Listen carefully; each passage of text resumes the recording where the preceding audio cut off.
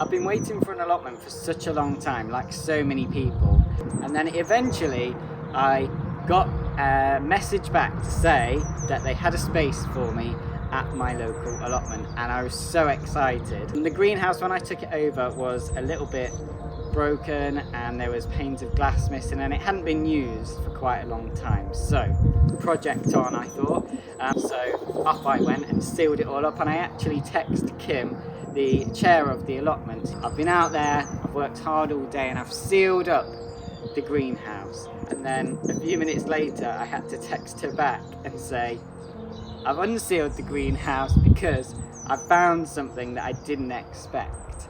And once I'd sealed it up, a little robin came by and she started flapping at the glass. And I was like, why is she doing that? That's really weird.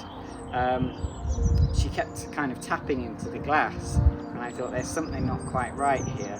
And then as I was exploring, there was an old compost bag hidden away inside the weeds, and I just lifted the top, and straight away I saw a nest inside with eggs already in there. And obviously she'd made her nest inside an old compost bag inside this greenhouse.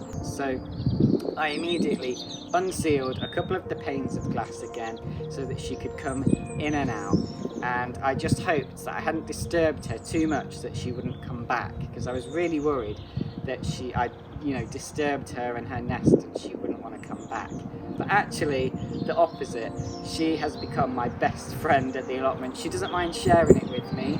She follows me around, in fact, when I'm digging, especially because it brings up worms out of the soil, and she goes right next to me and picks up the worms and goes in and feeds herself and getting ready for those eggs to lay.